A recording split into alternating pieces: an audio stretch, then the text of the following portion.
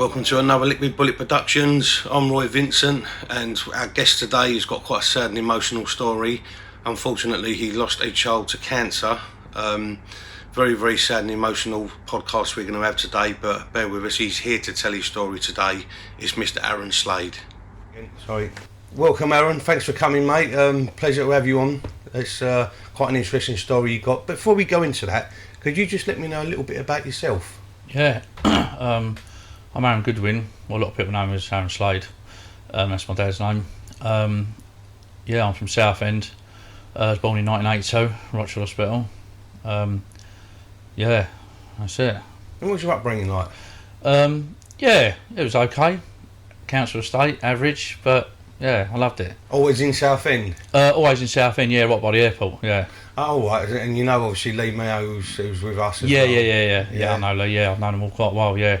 So growing up, you went through the motions, obviously done a few naughty bits in your time years ago, like normal children do. Yeah. Then you start, say that. You starts coming into conflicts with, getting older and meeting girls and everything else. Yeah. When you met your wife, was you married at the time? No.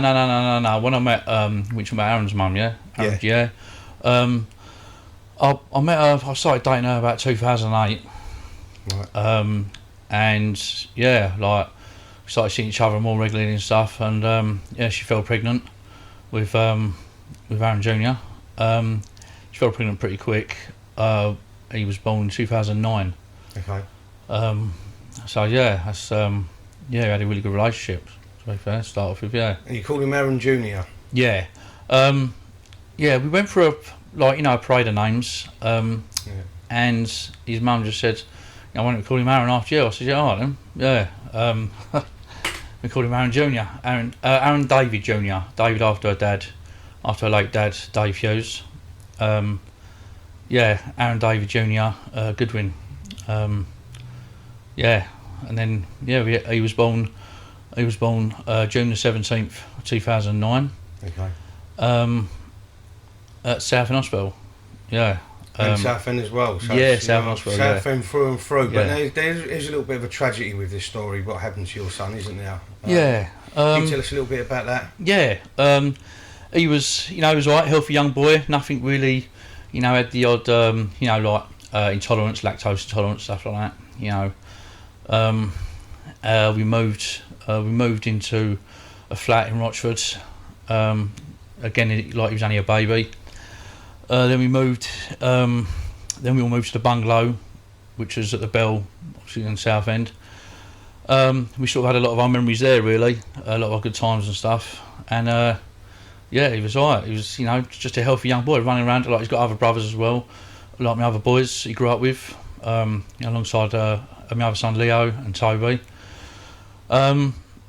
Yeah, really great, really great times, really great childhood. He looked like a very fun kid. I've seen all the pictures on your trailer that they put on there, and they look like fantastic, lovely looking pictures. He was quite a healthy boy. He's running around laughing, joking. He had a good sense of humour, yeah? Yeah, no, he was. He was, pucker. He was pucker, really was. And then we'd parted, we stopped seeing each other. And I remember it well. It was January the 10th, 2015.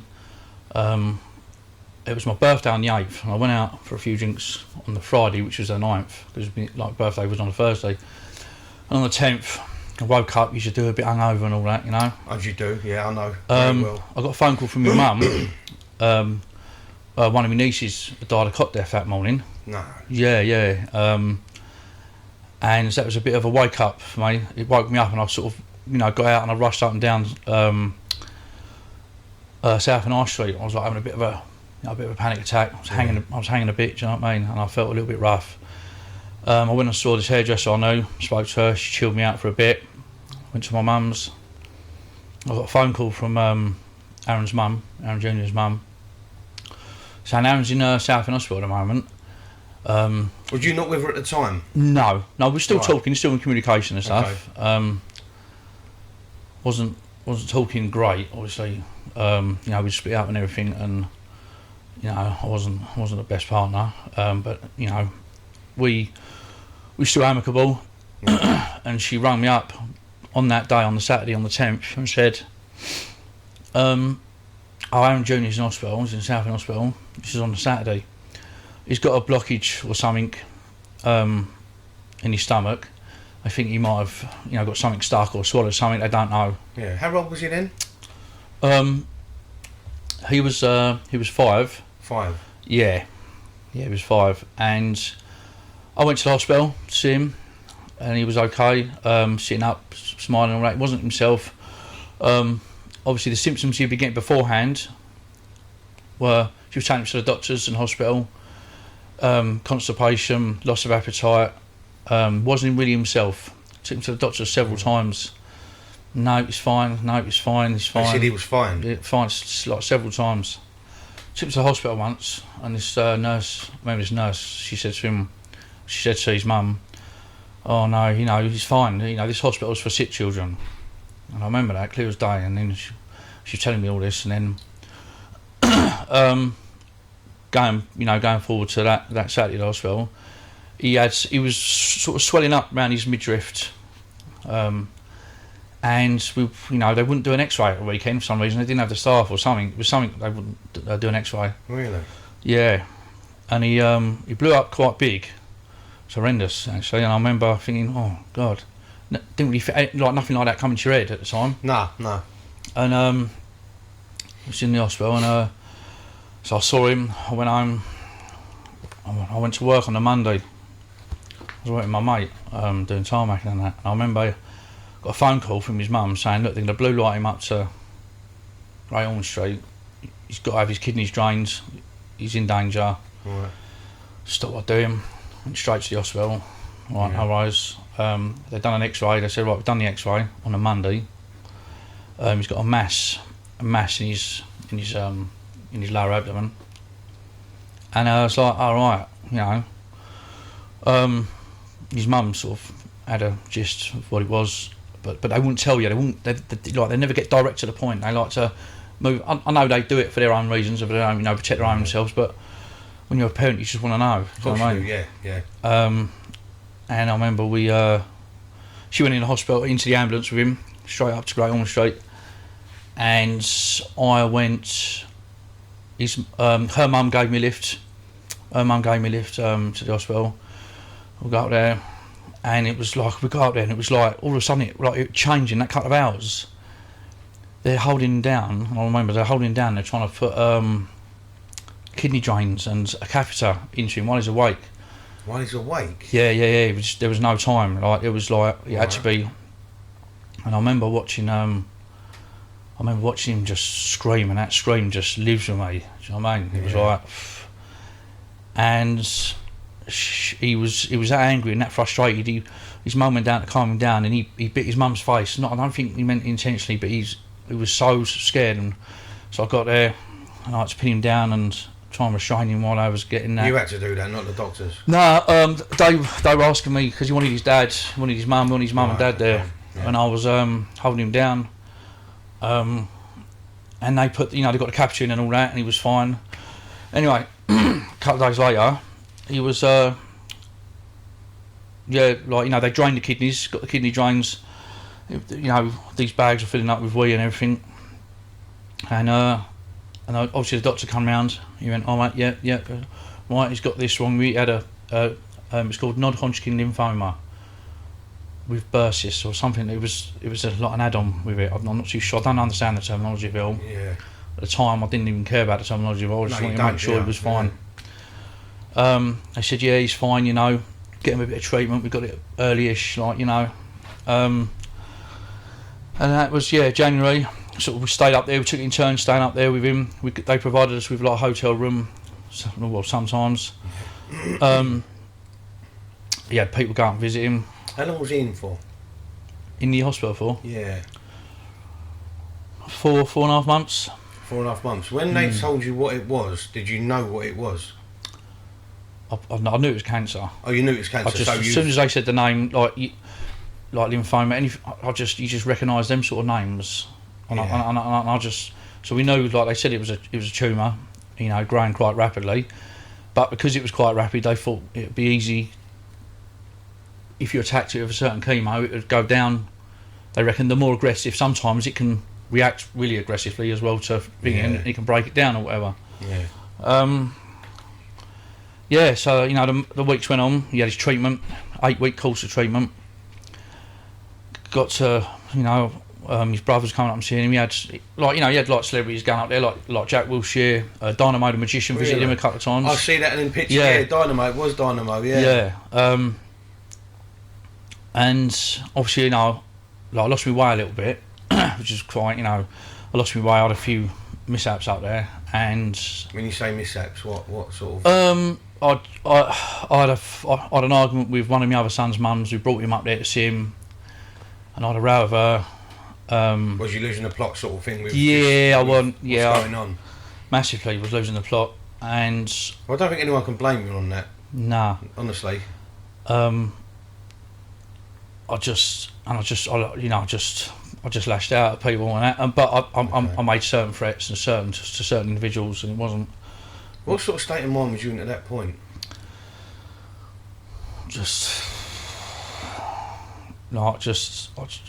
I had no control over it, and having no control over something that's people see on TV, comic relief and all that. Children with cancer and stuff. Sitting there smiling. It wasn't like that. It was like it was beginning to look like a child out of a film like Schindler's List. And it was eating him away. He was being sick. He didn't know he was obviously he didn't know how ill he was. We didn't tell him. And it was also watching me. It was eating him alive. It was eating you alive as well, by the sounds of it. Yeah. And his mum, the whole family, the extended family, our parents. Did you know by that point the worst scenario? Did you know that he wasn't going to make it, or did you think he was going to be cured? Actually, what it was, they sat us down. This is outside. Actually, they sat us down in a room in April of that year, and said, "Oh, there's nothing else we can do." Had they gone through everything? Yeah. Though, yeah. Yeah, and I said, "Oh, right." Obviously, me and his mum were like, there is something you can do. And they said, there's this other treatment. We'll do some more, because every time you had to have a sample taken from the tumour, like a biopsy. Yeah. He wanted to go down, and they put him to sleep several times. For several biopsies and stuff like that. They wanted to do a massive scan. That. Is it a CAT scan? It's like a giant polo. Yeah. They put him in that. And I remember he wouldn't go in it until he waited for me to get home. Until he waited for me to get there, because he wanted me to help him go through it, because he didn't like it. And I remember I got there, and he went through that, and then they'd done some more, and they said, they confirmed. They said, all we can do is, make him comfortable. Really? And I was like, oh, you're a fucking joke. Oh, sorry. I was like, you're That's got to be devastating. It was. I've got to tell you. Beyond that, devastating is not even a word to use in that situation, is it? Let's be honest. Nah. I think telling his brothers was powerful. Telling his brothers. Also, after that, then I started losing me stuff, and I got I was restricted from the hospital.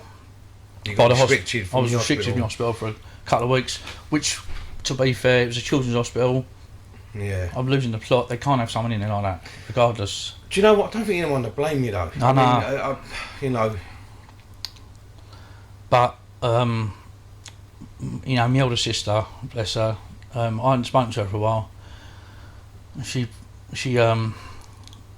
was working with this woman, because I had to go to the courts, the Royal High Courts of Justice, but I couldn't find anyone to represent me. Was that to get you back in? Get me back in there quick, because it was a couple of weeks away now. Do you know what I mean? A few weeks away, and that's in the situation there, isn't it?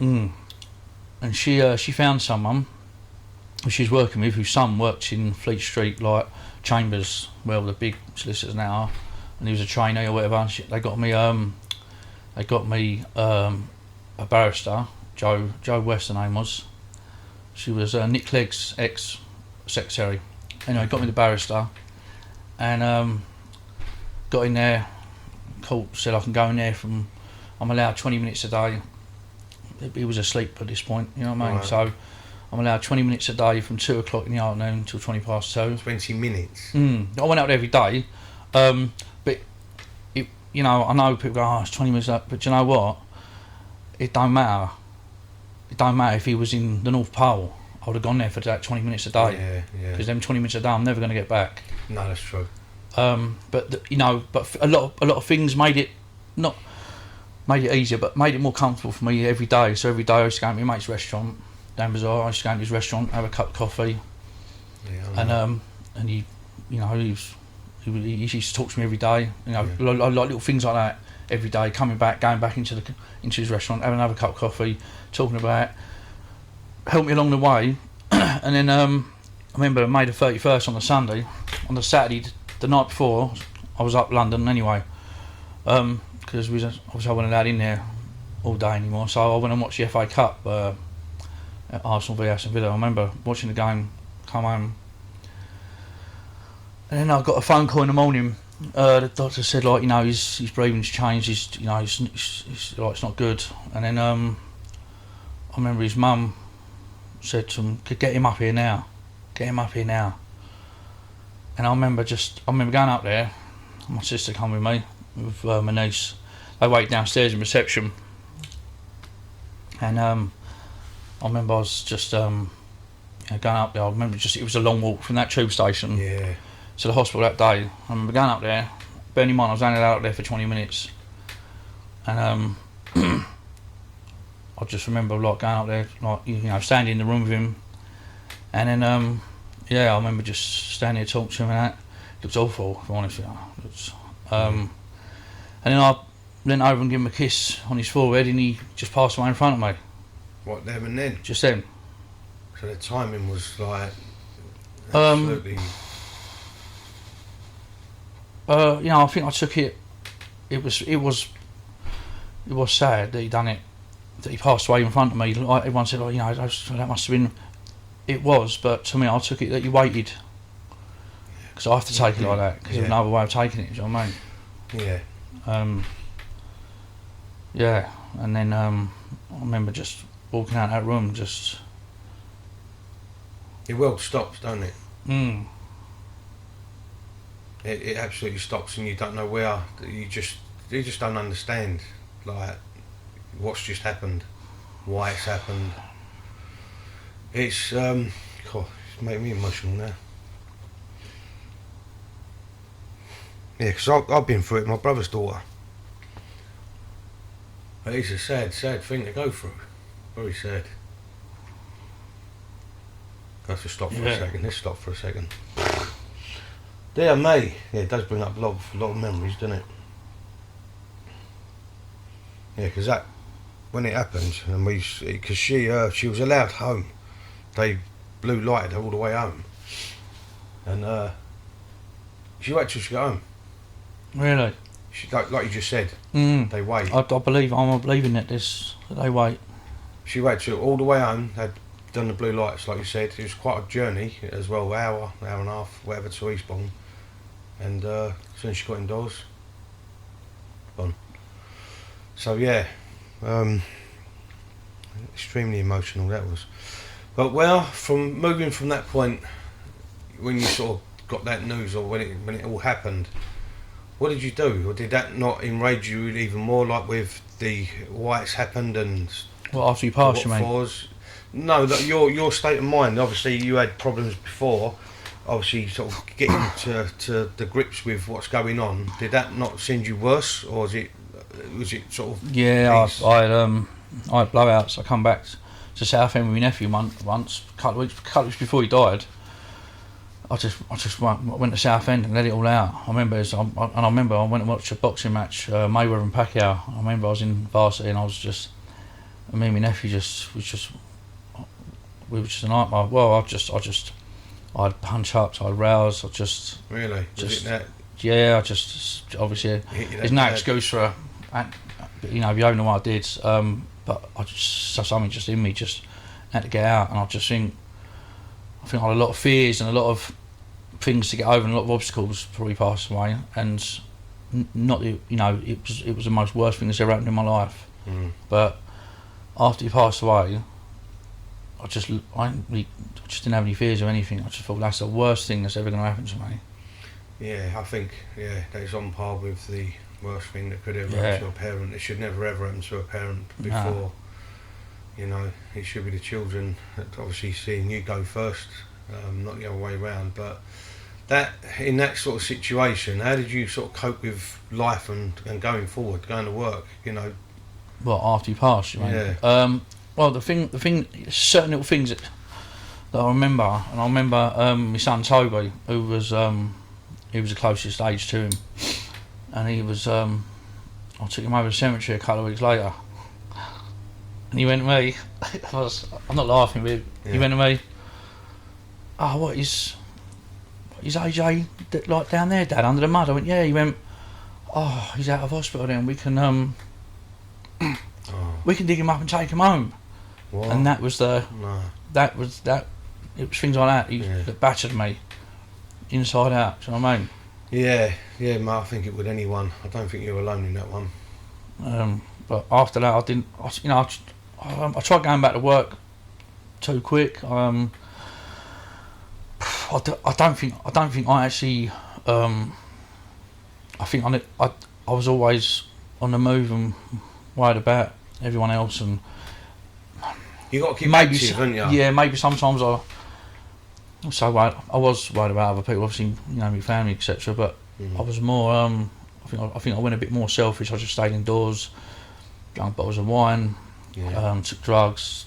That was the next question. What did you go on to anything heavy to ease the pain? Say heavy. I used to just a couple of bottles of. Well, I used to start off down the pub with my mates, thinking I was alright.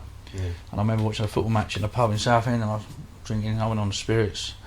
I'd work the next day, and I went to the whiskey, and I went on the wine, and I just went home, you know, done loads of gear, done loads of like cocaine, just absolutely, and just used to just wake up, I've had people kick my door in, thinking I was dead, like, just... How long did that go on for? I had bouts, really. It went on for a while after, then it went on for a little bit. I tried to quieten down, seek help and everything like you do. Yeah. And I just kept on. It was like a hamster wheel. I just sort of jumped back on, and I was the occasional overdose, sleeping tablets, and then I went back to work again, and then I started obviously doing the professional help, you know, seeing counsellors and stuff like that, which like I say, I don't, you know, I think they do a great job. Or anyone's to do with counselling, anyone in that, you know, profession, NHS, they'll do a great job. But for me, it didn't help. It weren't cutting it. No. You know what I mean? I think what cut it for me probably, well, not cut it, but again, nothing was really. I had all the counselling, all the, you know, because during COVID, it was all phone call counselling, so that was even harder. Really? Yeah. Like it was going on for that long after, because he obviously passed away in 2015. Yeah. And he was also buried on his. He was also buried on the 17th of June, which is his, you know, 6th birthday. So it made it all a little bit. Of course it would. Yeah, it was just, and I still feel to this day, like you know, like just then, it's still, even talking about it, it relives the whole. I've been up there a couple of times since, you know, because he used to like, because they got a little church in like it's a really nice little chapel church inside the hospital, and we used to go in there a couple of times. I was taken down and that. I've got a couple of photos as well. We used to escape out of the hospital and run up the road and stuff, just to get him out in the air and that, you know. And I remember he used to love buying the nurses and doctors donuts and cakes. He always thought of everyone else, you know. Never. He was so unselfish, that kid. He was unreal.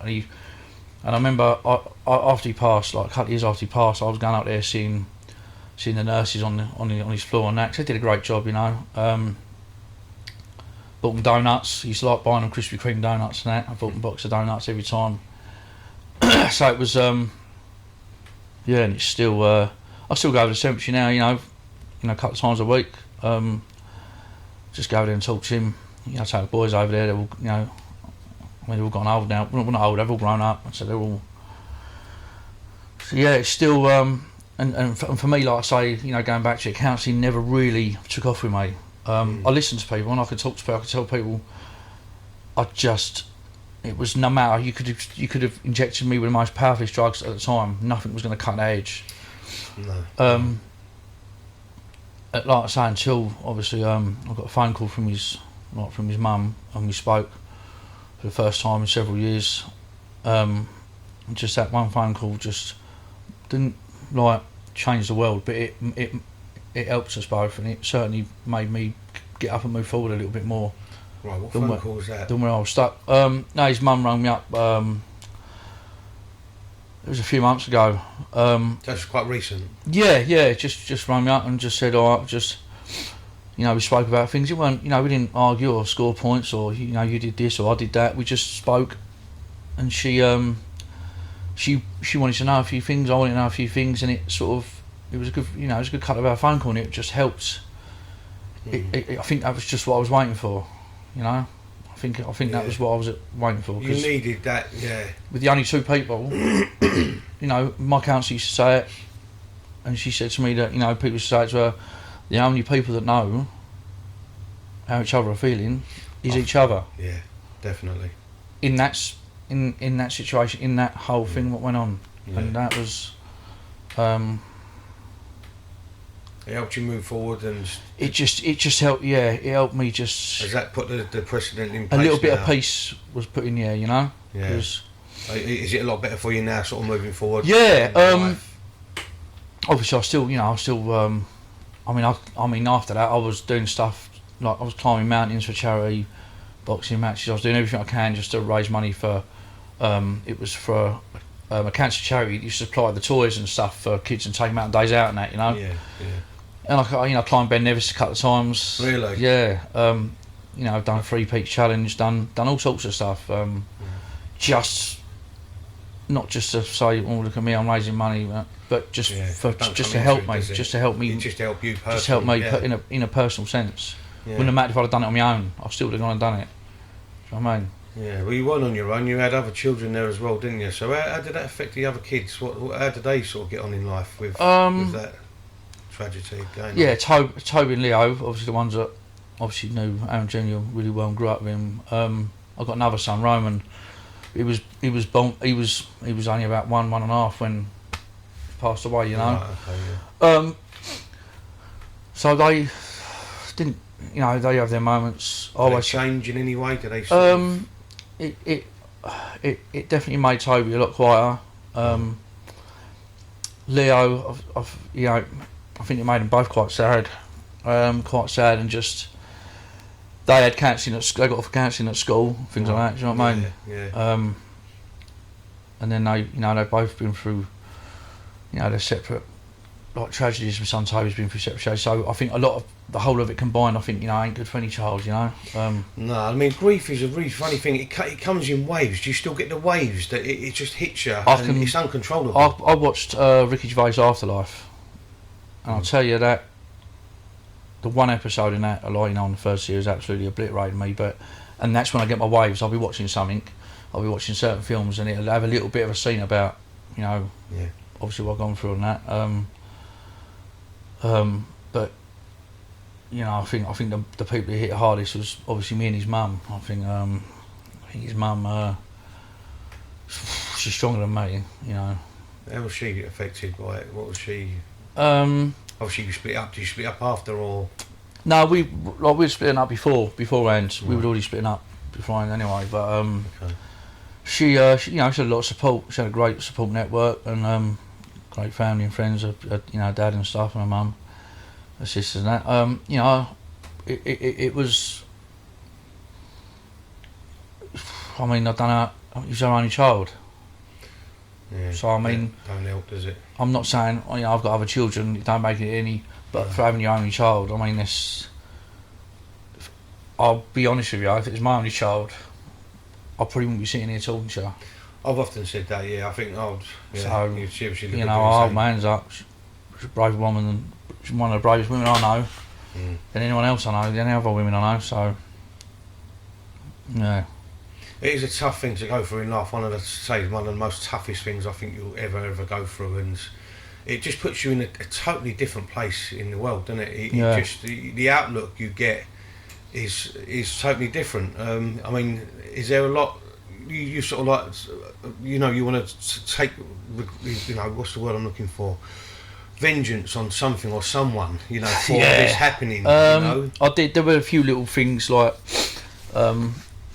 I had Jehovah's Witnesses knock on my door once. And it ain't their fault. It was a young man and a young woman. And the first thing they said was, hey, would you bring Jesus into your home? I just went, yeah, if he brings my son back with him. See you later.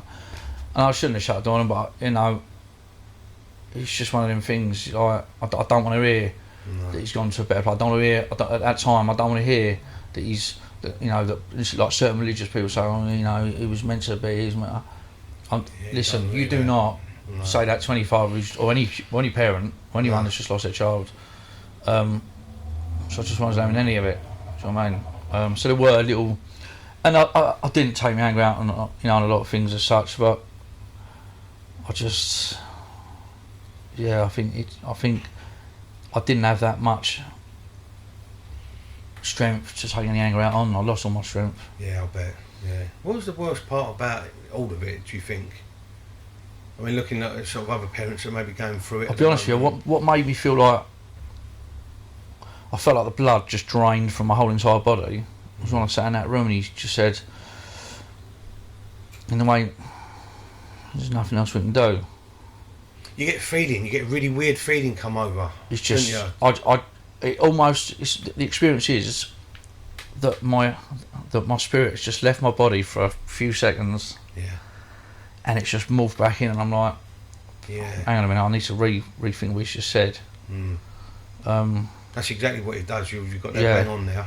Yeah, you've got that bang on that. Like, it makes me just feel, well, like for a minute I didn't even know it existed. I've just come back into sort of like, you know, it's a battering journey for everyone.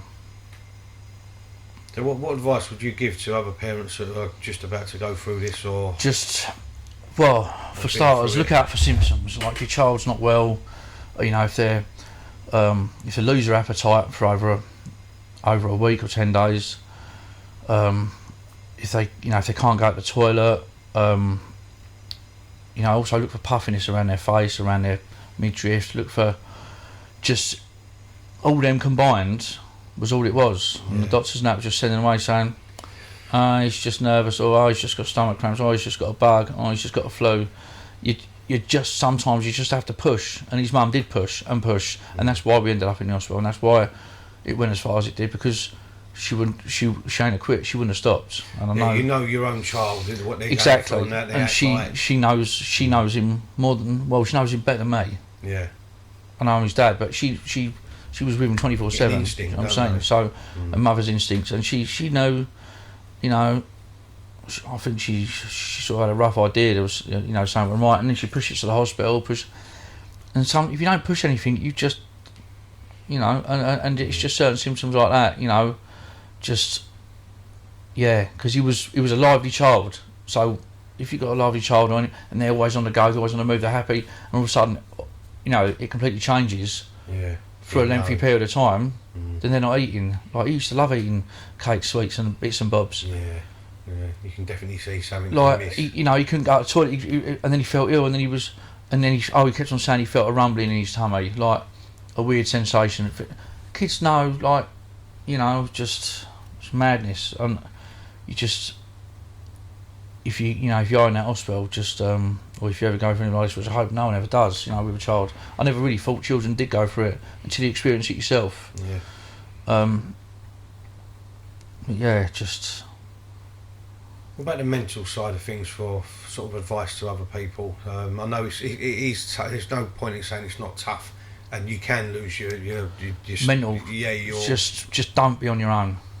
Yeah. Try not to be on your own all the time. Okay, you know, everyone likes a bit of time themselves. My biggest fault was being on my own. When I'm on my own, I'm a danger to myself. Yeah. I'm just I'd have a drink, like, you know, around that sort of time after it happened. Yeah. It'd start off a few drinks and it'd start off, and I could have been dead, you know, easily, and that would have been no good to no one, all my other children. I was selfish at the time. I didn't think of anyone. No, they don't. Yeah. But mentally, just seek help. I know I say counselling didn't work for me. It doesn't necessarily mean it doesn't work for anyone. I just didn't want to hear it. I wouldn't have listened to anyone. I didn't want to hear anything. And if I don't want to listen to anyone, I won't. Some people are obviously different, like, you know, in their mindset, and they will listen to people, they will listen to the counsellors, they will listen to the doctors. I didn't. I just went, no, I'm going out, smash, the lot. Yeah, I do understand what you mean. And, you know, and I wish I listened to people, and I wish, you know, but it's happened. You can't. What was it like when you hit that sort of rock bottom with the drugs and the drink? What was that like? Just a whole new. You think you're solving your problems at the time, and it's just, you know, you're up all night before you know it, you're in bed all the next day, and it's not just that. You don't just feel rough for a couple of days. You feel battered for a whole week, 10 days. You just. And I just went in that vicious circle, and I was alright for a few days, and I felt a bit better. And I thought, I'm going to go and have a drink, and then it just rolled around again and again and again. And it weren't even a Friday and Saturday thing. It was like a Monday and a Tuesday and a, you know, wonky Wednesday and stuff. I just made an excuse for anything to go and have a drink. Yeah, and was you still working at that point? And no, I'd gone for a few jobs. To be fair, I'd gone for a few jobs in my life anyway. But I think I had a couple of good jobs around that time. I was failing drug tests, left, right, and centre. Yeah. I had job opportunities to work for gas companies and stuff like that. I was just turning up. Still, I was going out on a Friday, turning up to a new job starting on Monday. I was so caked still in whatever, Really? and I was just failing. Yeah, and it was just, and it was nothing like to be proud of, or nothing at all. Because when you come away from that sort of scene a bit, you think, Jesus, how bad I was. How I found everything away. And, you know, it's not. You know, I've got other children watching. Do you know what I'm saying? This is the thing, yeah. That's why I sort of said the effects on them to see their dad like that as well. I tried to hide a lot of it from them. Definitely, you know, I've never done drugs with my kids, even in front of my children, anything like that. No, you know, I rarely ever drunk in front of them, unless we was in a pub watching football. I'd have a shandy and they'd have a coke. I rarely ever drunk. If I didn't have my children at the weekend, or I'd had them on a Friday night and I was going home on the Saturday. Oh God, I used to go home and I'd be going till Monday. You know what I mean? Like, yeah, wasn't in a good place. But where are you now? Sort of in words of what, in a place that you know. Yeah. From where you was. Yeah, I've obviously, like, it took me a good few years to even accept what'd gone on. Obviously, good few years. Was it? Good few years for me. Yeah, like I say, different people, different. I accepted it. It doesn't mean it's healed me or made me feel. I've obviously moved, like I say, after speaking to his mum. I've obviously come. I was here. I've come. I've moved. Do you know what I'm saying? Yeah. So I've moved. I get me odd. You know, me odd sad time. You know, when people talk about it, people go, you know, you sure you don't want to talk about it? I don't want to talk about it. And do you know what? To be fair, as the years go on, I do talk about it, and sometimes it does help when I talk about it. It helps more now because at that time when it's fresh for a few years, I don't want to know anything. I don't want to hear advice. I don't want to hear. The one person said to me once on Facebook, she said, it's like, time's a great healer, you'll get over it. And it's the worst thing I ever heard someone say to me. Yeah. And I can imagine, yeah, it's not the words that I understand if it's your great nan and she's 102. Yeah, exactly. I mean, no one wants to hear that when your relatives or your siblings, you know, your relatives or your nans or your mums, no one wants to hear that anyway. Yeah. Let alone when you lost a child. It was 5. It's a totally different ball game, mate. Yeah. Like I see, you know, now I'm in work. I'm moving about. I keep a clear head. Do you still get waves coming over? You know, triggers? if I do get triggers, I usually ring up my sister, or not just my sisters really. I usually ring my sisters. I don't really talk to a lot of people and get upset. There's only a couple of people I can get upset too. Do you know what I'm saying? Yeah. Yeah, that's a difficult one. Is in front of certain people and holding it and fighting it. Yeah, my sisters, you know, I can talk to them and get upset in front of them, or they'll just listen to me on the phone or listen to me face to face. They're like your support system for Yeah, it, yeah. not the social workers or the counselling people. Nah, during lockdown, this one counsellor, bless her, I don't know her name, but she used to ring me up every week for an hour during lockdown and all that, because I was still going. During lockdown made it worse for me. So I was talking to her and it was helping me out quite a lot. And I remember after I spoke to her for the first time during lockdown, I had a full tank of diesel in the motor in the little van I got, and I just thought, you know what? She went, why don't you just do something good to make yourself feel better? So I just got up, and I remember I put it all over Facebook on all the people that couldn't get out to do shopping, disabled, people that were terminally ill, pregnant women. Oh yeah. I went out and done all their shopping and done all their goods deliveries and all that for a couple of weeks. Right, yeah. I've done that. I never knew how knackering shopping was, but do you know what? I've done that. I've done it for loads of people. I would have kept going, but after about 2.5-3 weeks, the police had stopped me because I live on the police station. I was up and down, Victoria Avenue, and I was just look, because I was told, you couldn't go out if it weren't for yourself and if it's emergencies. So I had to stop doing it, But I enjoyed doing it. I used to do their shopping for my. I never made a profit out of it. I done it for purely. I gave them their change. I helped out a lot. But I've just done that just to also take my mind off things, and it helped for a couple of weeks, And then that counsellor was lovely. She was good. She was lovely to talk to because she had a comfortable sort of nan sort of figure vibe to her. Yeah. And I had that for a long time. Yeah. What sort of things was she saying to you to ease that? Just like make collages of all your kids and make because I had a PC of all different photos of my boys all growing up, and make collages, make pictures, and make this and make and it was just loads of stuff, just like simple things. Yeah. In life that people like. I think a lot of people forget a lot of simple things, easy things in life that can help, and that did. Just making collages. My sister made me a couple, doing them shopping for them people, doing stuff with my children. She gave me a lot of ideas. So she helped. She did assist, and that helped quite a bit.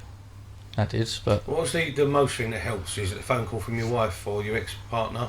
Or something else? Yeah, we were never married. She was my ex-partner, but that phone call sort of we both shed a few tears on that phone call, and it's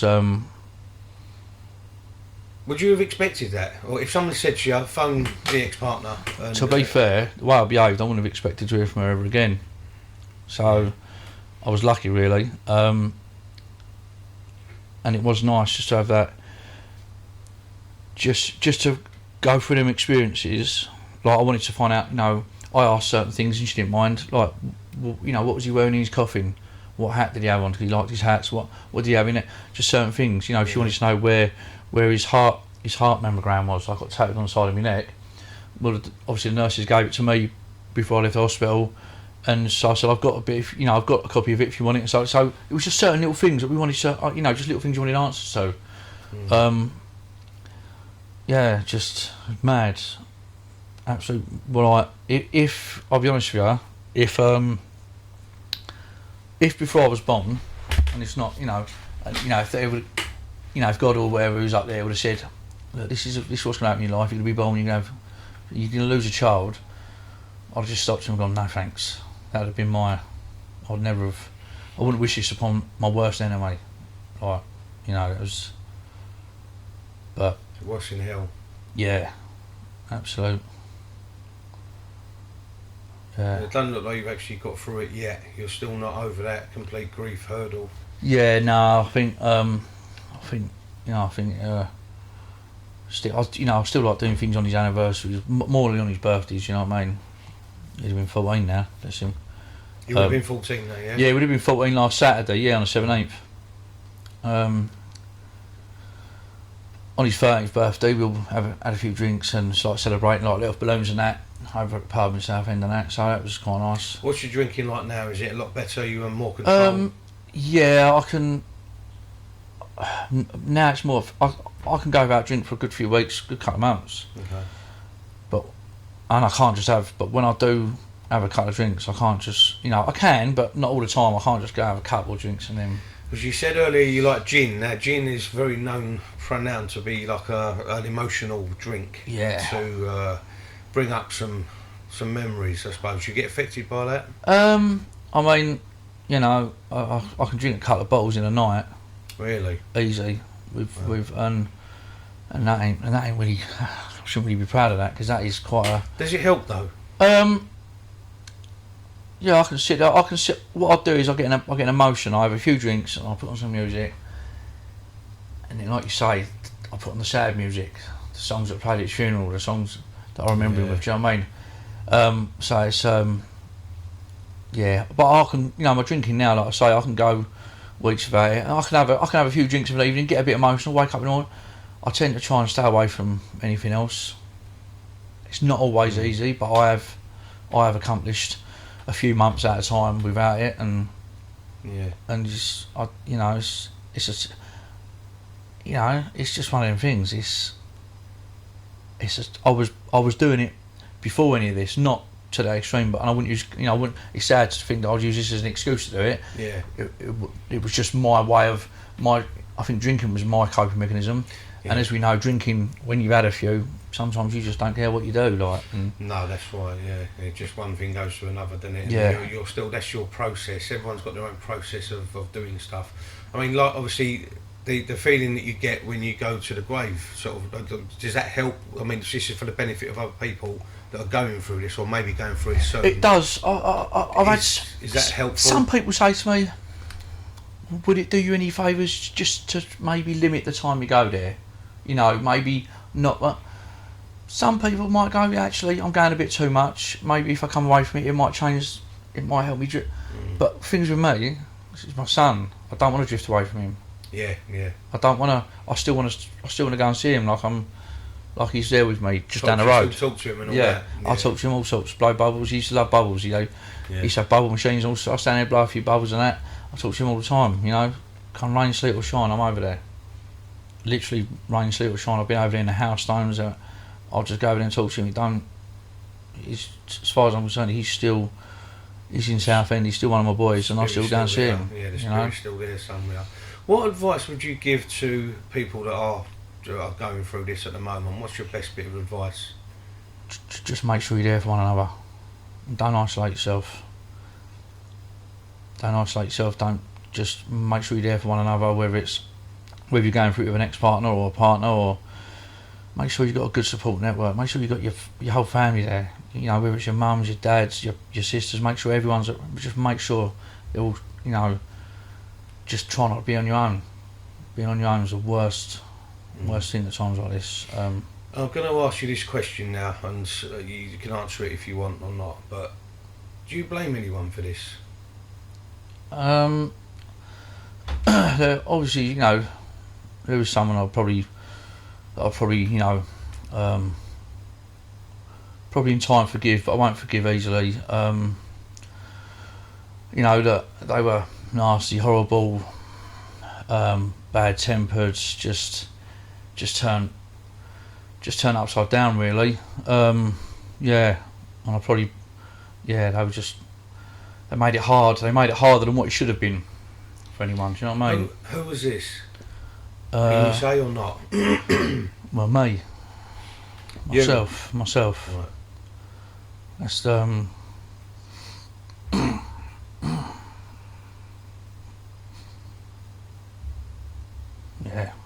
It's all right.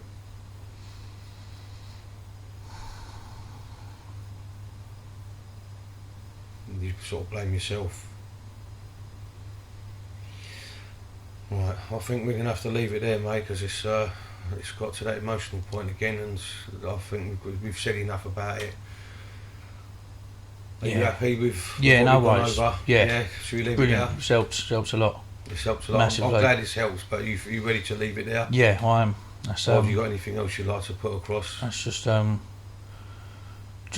you know, I do apologise for everything and the way I was and how I acted. And I know people say it's not to be blamed. She was going for a rough time, but I upset a lot of people. But surely they should sort of know what you was going through at the time, and that should be something that they can accept and move on. I think so. Otherwise, people don't really realise what you're going through. Yeah.